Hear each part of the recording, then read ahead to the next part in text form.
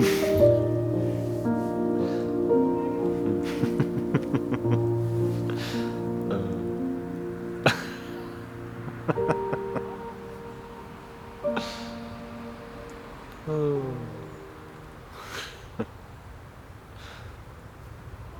having one of those days where it's hard to find my mind, and that's a blessing, but it's funny when it happens. You find yourself tumbling around in the presence of God and the joy that's released there. I am aware that the majority of people who come and listen to this human organism, this soul, this spirit animating this human organism speak, are looking for truth, for God, for the presence of God, which is that truth. And if not, they have awoken to the presence and they are looking for familiarity, which is a good thing. I do that also. With this video, I want to show, not in a wishy-washy manner, I want to walk you to a space where you can restart your life spiritually today. To give you a blank canvas of great strength, of great clarity, of great power, where the presence of God can rebuild the human you are. But we must take you to that blank canvas. We must reach that blank canvas to begin that, to restart the life spiritually. This must occur. I'm not going to be saying give your life to God and leave it there. What does that mean? I'm going to show you with your psychology how to walk to a space in consciousness where that can happen. The majority of us are deeply separated from the presence of God. A lot of that is through our own mistakes, but a great deal of it is through a coordinated attack and design that has captured us and created attitudes, behaviors, images in our mind that have filled the seat in your life where God should be sitting, where the presence of God should be sitting.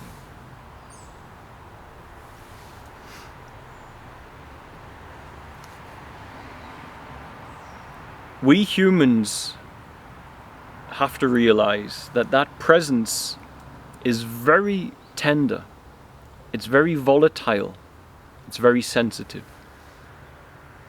It's sensitive to your frequency, to your purity, your holiness, as Yeshua called it. It's sensitive to that. Most of us have lost our conscience, and we don't know it. It's been buried into a worldly conscience. The conscience that is Christic.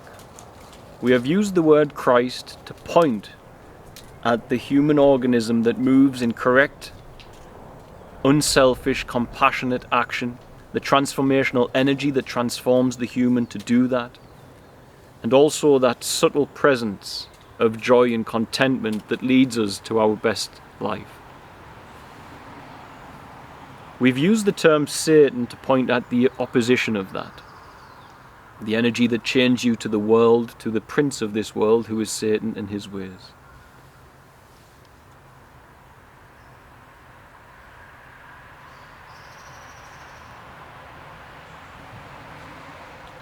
When a human is in that frequency of purity,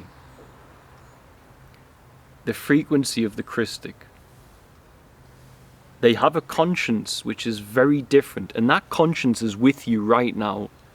But the programs of the fallen mind have silenced it, have subdued it, have been louder than it for too long. And so before we go further, let me do a small exercise with you. Imagine we're going to take a documentary film crew and they are going to video your life 24/7. Every second of your waking life, they will be recording you. Everyone you love, all of your family, friends, colleagues, even your next generations, your grandchildren, your great-grandchildren, your great-great-grandchildren, they will see this footage of your life. They will watch it to learn how to be a good human, how to live a good life, how to live for the best of what humans can live for. That crew is going to start following you right now, and they're going to be on your shoulder. Right now, what are the activities, the behaviors in your life that you don't want to be on that video when it's filmed? When that documentary is shown, what activities in your life do you have that you don't want your family, friends and colleagues to see? Now, this film crew doesn't just see this, it sees your thoughts as well. What thoughts do you not want this film crew to see? Now, you can't always capture every thought that comes to you, but you can control whether or not you give it attention and whether you explore it with your awareness. When you meet a woman on the street, if you're a man, unless you are in a union and an agreement, then to explore this person with your mind. Is it something that you want to show your grandchildren? This is what I want. This is what I want other men to do to you, to my granddaughter, to my daughter, to my wife, to my mother. This is what I want them to do. Or is it actually, when you become truly aware, a conscience within you tells you something's not right there? Likewise, those activities that you don't want to be recorded by a documentary crew. What conscience in you tells you that you're going to take those out of your life for this documentary film crew? Well, that crew is with you. And that crew is that sensitive presence of God. Now, you are human and I am human, and we live in a fallen body. We live in a body that is, for whatever reason, fallen, genetically tampered with by an alien species to create a slave, perhaps. I've explored this a lot, and I think scriptures can easily point to that. But either way, also the oldest creation story on earth, of course, points to that. Either way, we are in a fallen body. And so when you do make the mistakes, which you will, wouldn't you make sure you go up to the camera and you say, I know I've just made this activity and you've seen it, but I assure you this is not the right way to go, because I can tell now how I feel. This was a mistake. This was my fallen nature doing something that I don't want it to be doing. And you can approach this in that manner. This would be a form of repentance. Now, that sensitive presence of God, that conscience, first of all, do you find that conscience in you, that it is still there? Otherwise, why would you take those things out for the documentary crew? It is still present with you. It's still in you. You've just buried it under a worldly identity and worldly ways, cultural acceptance of certain behaviors. Just because a society is sick, adjusting to it doesn't make you healthy. Opposing it can make you healthy very often. And so, find that conscience, and there it is within you. Now you can see that this is a guidance system to align you to that frequency where the presence of God is most felt. And it's a pure frequency. It's a very high frequency. And it's a frequency that does not take without agreement. It has sacred reverence and respect for all things. It consumes what it must to survive, to live. It procreates to procreate life and bring life into the world. It enjoys uniting with another under mutual agreement. It doesn't do so. For many men, they tried to unite with a woman on the screen these days. They are enslaved to this. It's all about a sensation in the tip of their penis for many, which is ultimately what they reduce loving union with another human to when they do that. That conscience is there. And that conscience can keep you in the purity, because that camera crew is the presence of God. And it's sensitive. And yet you have forgotten the presence is there. And yet it is there with you constantly. But you are not acknowledging it. And therefore you don't feel the joy that it brings when you acknowledge living via the conscience of that which is a bit more pure than a worldly identity. A bit more compassionate. An untethered soul, not tethered to the world. When you are so tethered to the world, to the fallen world, the 3D matrix of Satan, you have a void, and you fill that void with pleasure, which is a self-generating system of energy for the fallen ones. Now I said I would walk you to a spiritual reset, and I will. As I sit here now, know this: the creation field you are in is what you are. The sense that you are in it comes from a sense of separation from it, and that comes from a self-image in your mind that makes you feel like a persona inside skin in a world. But your skin connects you to the world. You are the world talking and walking. You are the creation field, the heart of God springing forth. Right now it's autumn, and the leaves are shedding the trees are shedding their leaves. There are leaves falling all over the place. And we humans are completely inseparable from the ways of the seasons of nature. We must shed. We must shed. We must let our leaves fall. And our leaves are all of our worldly activities, our self-image, our sin, all of these things, our attachments to the world. They are all of those things that stop us from being in the presence. Jesus spoke about this with the parable of the banquet, where the man set up a banquet and nobody could come to the banquet because everybody was doing worldly things. One had just been married, so he was busy indulging in the worldly pleasures of a newly married man. Another was off to market. He was busy building his wealth inside the world. It was all symbolic, for the banquet is the presence of God, and we must ensure that we turn up at the banquet.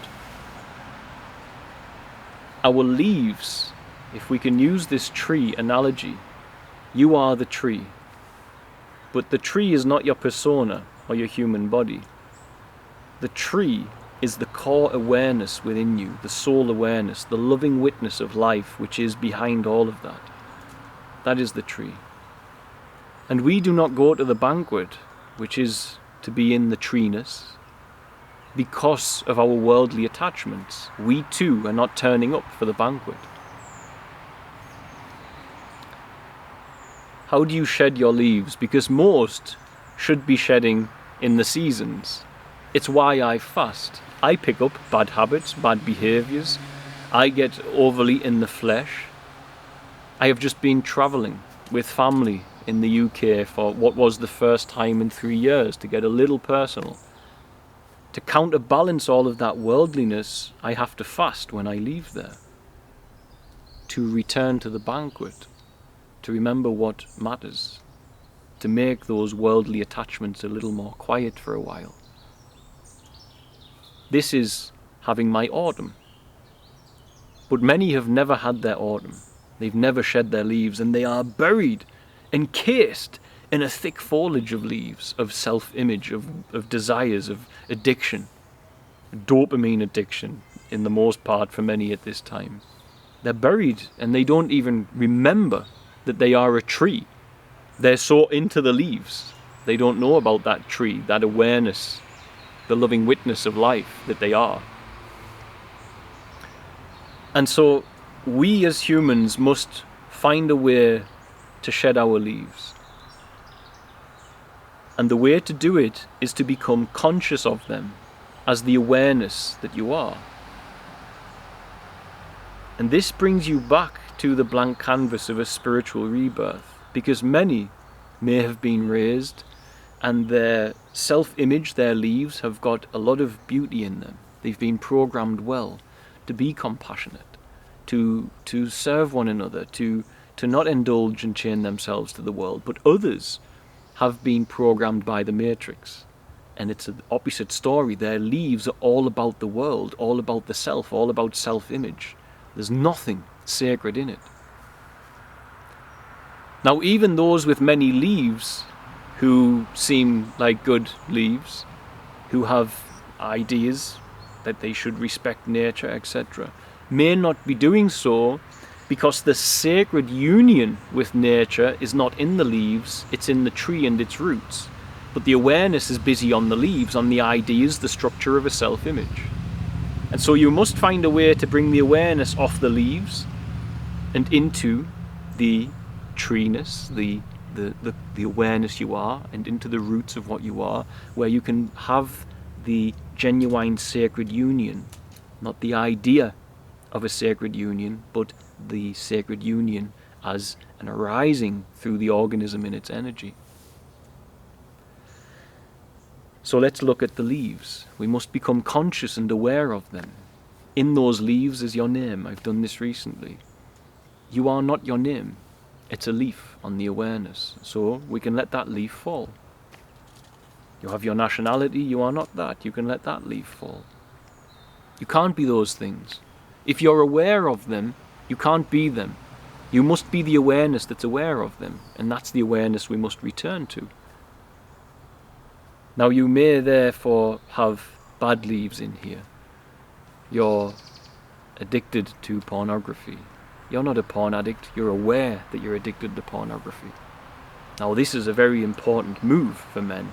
You're not an alcoholic, you're aware you're addicted to alcohol. You're not addicted to binge watching Netflix. You are aware that you are addicted to binge watching Netflix. You're not addicted to scrolling on your phone. You're aware that you're addicted to it.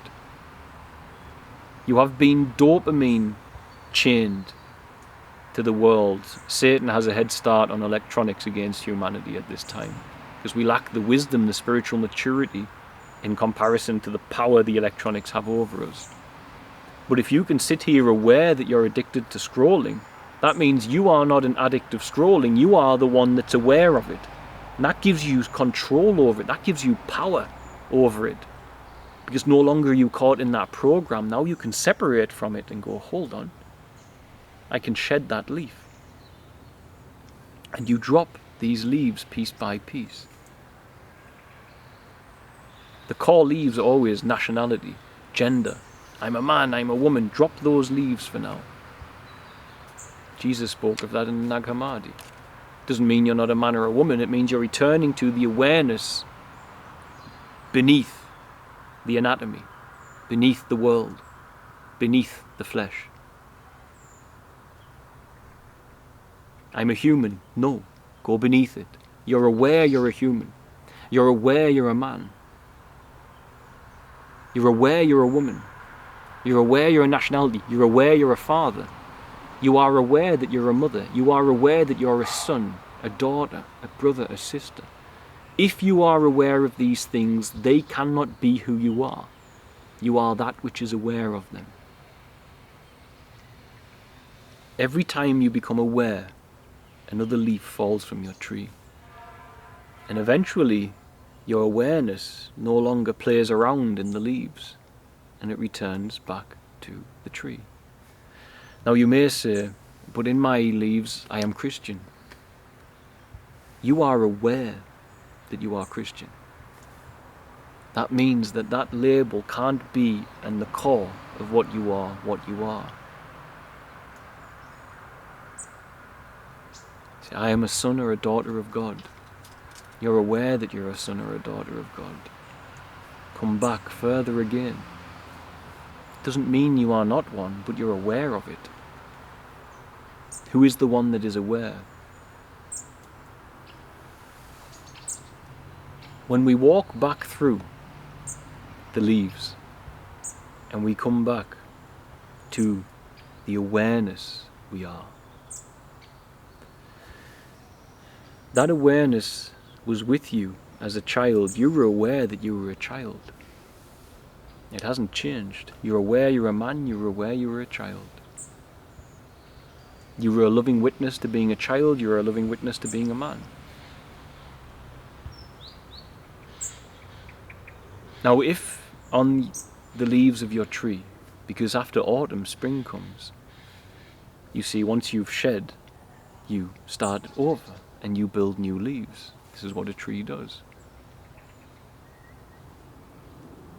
After autumn, in spring, what if the tree that you had was filled with addiction, filled with a cultural identity, a worldly identity, or an identity filled with selfish ambition, an identity that was covering that conscience that I exposed earlier in the video? If you were lost in that, now you've shed these leaves, you've become aware. You are aware that you are addicted to things.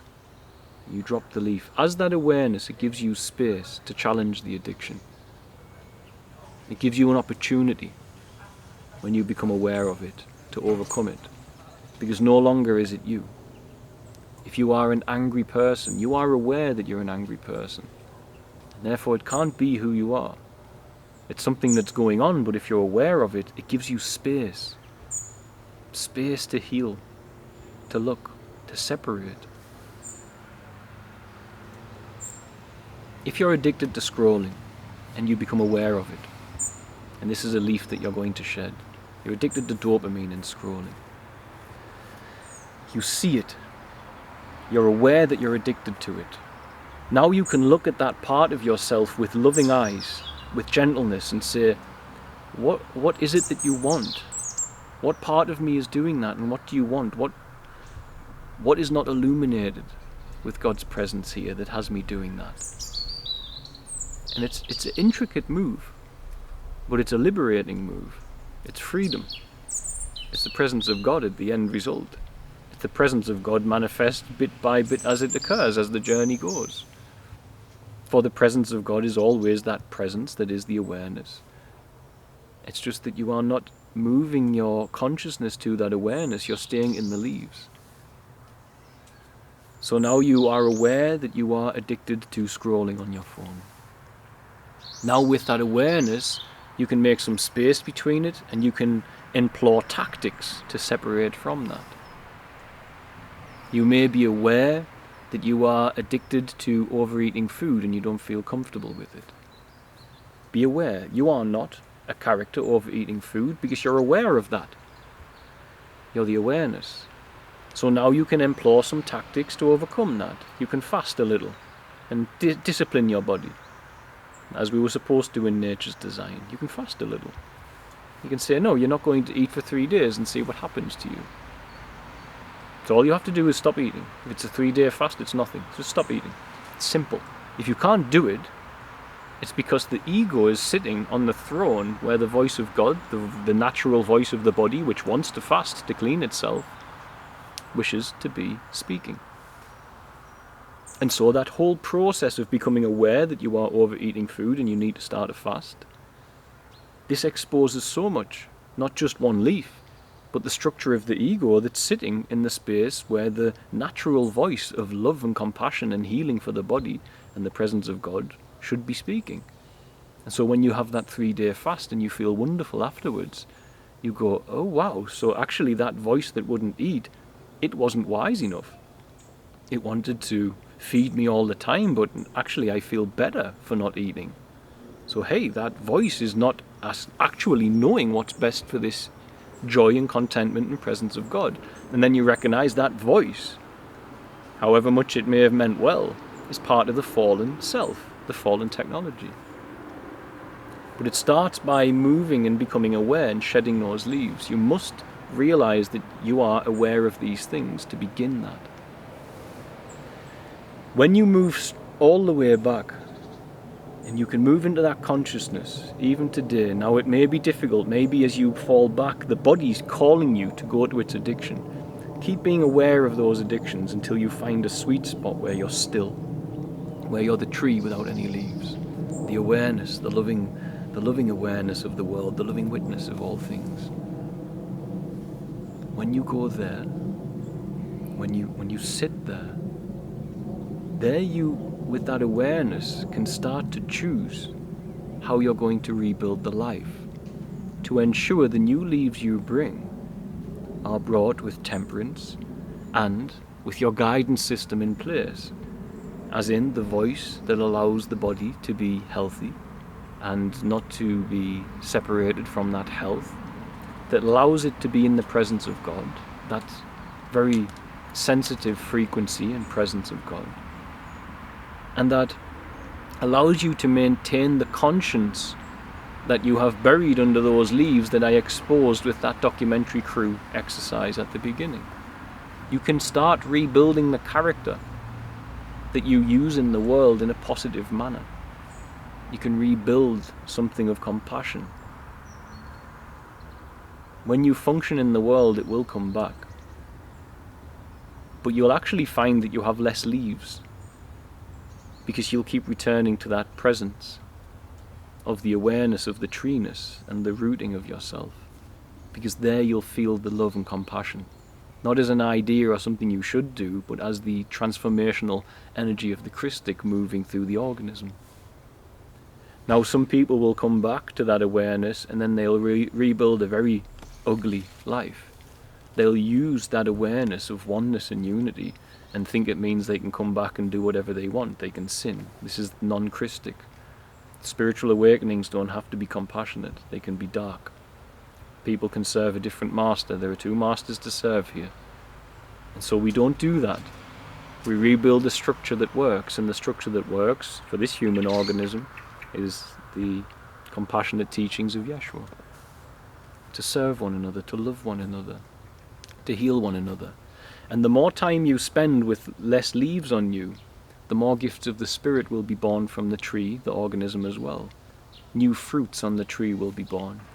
Fruits of capacities mentioned also in the scripture, but arise from you. Your ability to take care of entities on people, to get rid of them from yourself, to heal people, to speak in tongues, whatever else is going to manifest from it. Some people have prophetic abilities, prophetic dreams, etc., etc. It all comes and arises from that space of being in the treeness, the awareness. And this is where you walk yourself to that blank canvas of spiritually restarting your life today. And you can spiritually restart your life today. And you don't have to say to someone, give your life to God, and them go, what do I do there? It's like, yes, do give your life to God. But let's first of all make sure that you reach the space of virgin consciousness where Christic activity can be born from within you. Let's make sure you follow God's design, as these trees are now, where you shed the leaves of this season, this year, and you are reborn with new leaves, fresh, not chained to the world, the prince of this world and his ways.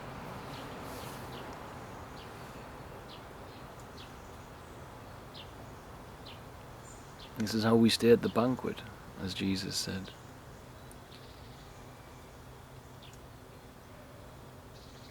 You see, for many, the grace of God arises with that supernatural conscience of purity being with them. But for many it's fleeting. It comes and goes because they've got so many leaves. And this is why they must become aware of each leaf and recognize in becoming aware it's not who they are, and from there gain power over it, because these are the chains of the satanic matrix against you.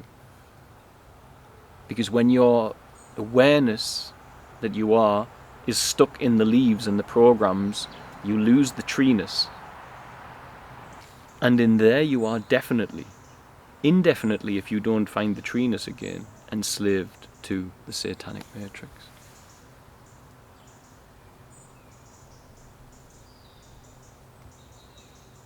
Release control. The structure that believes it's in control of your life. You're aware of that structure. Your name, your relationships, all of it. Jesus told you, you can't follow what he says. You can't follow what Christ wants if you stay with your mother, your father, your brother, your sister. That identity has to be gone. You have to become aware that you are someone's brother. If I'm aware I'm someone's brother, I can't be someone's brother. I'm the awareness that's aware of it. And that awareness is the spiritual rebirth that Yeshua wants to build a new life on you for. That's where he was trying to bring you, in his own terminology. Is to that awareness to rebuild a pure life, a holy life. Not to get that awareness and say, do what you want is the whole of the law, as many have begun to do in the non-duality community, but to return to that awareness and build, if you are to add leaves again, Christic leaves, filled with compassionate right action, no deception, no lies, no world worship, disciplined temperance. And when you mess up, you go to that camera and you say, I've messed up and I don't want that again. And you build a counter program. You let your loved ones know that they shouldn't be doing that. You let God know that you shouldn't be doing that. You let the self know that you shouldn't be doing that. You've got to love yourself enough in the same manner that you love your grandchildren to make sure that you are doing this. Self-love's quite a big deal when you look at it that way.